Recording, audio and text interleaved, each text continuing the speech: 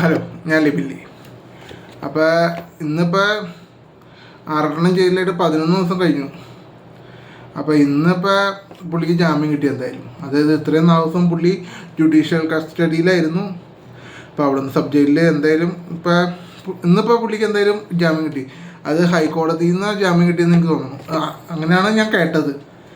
അതായത് ഞാൻ കേട്ടിട്ടുള്ളൂ, ഞാനല്ലാണ്ട് നേരിട്ട് പോയി അറിഞ്ഞ കാര്യങ്ങളൊന്നുമല്ല. ഇപ്പം അത് കേട്ട കാര്യങ്ങളൊന്നും പറയണു, അത്രേ ഉള്ളൂ. അതായത് അന്ന് ഞാൻ ജയിലിൽ പോയി ഞാനും സജാദും കൂട്ടുകാരനും കൂടിയും പോയി കണ്ടു എന്ന് പറഞ്ഞില്ലേ, അതിൻ്റെ അന്ന് തന്നെ ഞങ്ങൾ ചോദിച്ചായിരുന്നു. വിളിച്ചപ്പോൾ അവരുടെ സിസ്റ്ററും ആയാലും പറഞ്ഞത് ഇങ്ങനെ തന്നെയാണ്.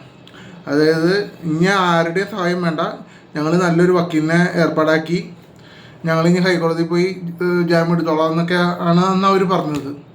അത് തന്നെ ഇപ്പോൾ നടന്നിട്ടുള്ളത്. കാരണം ഇതിപ്പോൾ ഇന്ന് ഈ സ്ത്രീത്വത്തെ അപമാനിച്ചു എന്ന പേരിലാണ് 6 പിടിച്ച് ജയിലിലിട്ടത്. പുള്ളി അങ്ങനെ അത് പൊതുവേ ഒരു സംസാരം വന്നു.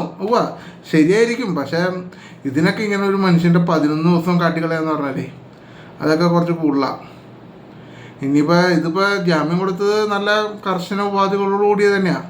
കാരണം ഇനിയും മാതിരി പോസ്റ്റൊന്നും ഫേസ്ബുക്കിലല്ല സാമൂഹ്യ മാധ്യമങ്ങളിൽ ഇടാൻ പാടില്ല എന്നൊക്കെ പറഞ്ഞാണ് ജാമ്യം അനുവദിച്ചിരുന്നത്.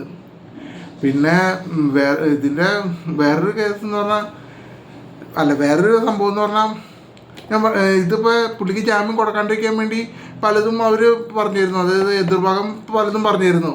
അതായത് ഇനിയും ഇതേപോലെ ചോദിക്കാനുണ്ട് കാര്യങ്ങൾ എന്ന് പറഞ്ഞിട്ടാണ് എതിർഭാഗം ബാധിച്ചത്. പക്ഷേ അതൊന്നും നിലനിന്നില്ല. എന്തായാലും ആറട്ടണ ഇന്നിപ്പോൾ 11 ദിവസത്തിന് ശേഷം ഇന്നിപ്പോൾ പുറത്തേക്ക് വരാണ്.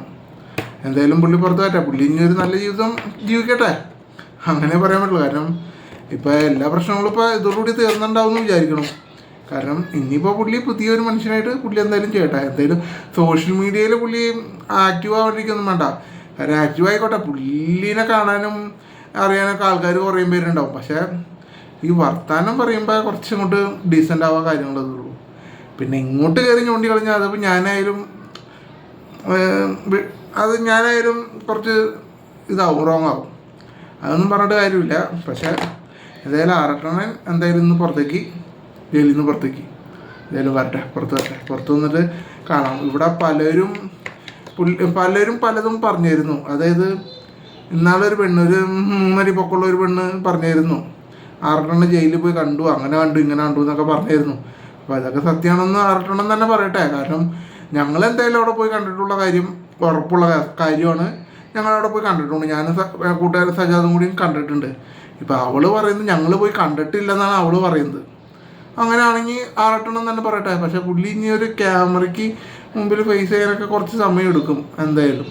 കാരണം വീട്ടിൽ നിന്നൊക്കെ നല്ല പ്രഷർ ഉണ്ടാവും. അതുള്ള കാര്യം തന്നെയാണ്. കാരണം ഇത്രയും കാര്യമായിട്ട് അവരുടെ കുടുംബത്തിൽ നിന്നാണ് പുള്ളിക്ക് എന്തായാലും ഹൈക്കോടതി പോയി ജാമ്യം എടുക്കാൻ വേണ്ടി നിന്നത്. അപ്പോൾ പിന്നെ ഇനിയിപ്പോൾ കുടുംബം മറന്നുള്ളൊരു കളി ആറട്ടെണ്ണം കളിക്കുമെന്ന് എനിക്ക് തോന്നണില്ല.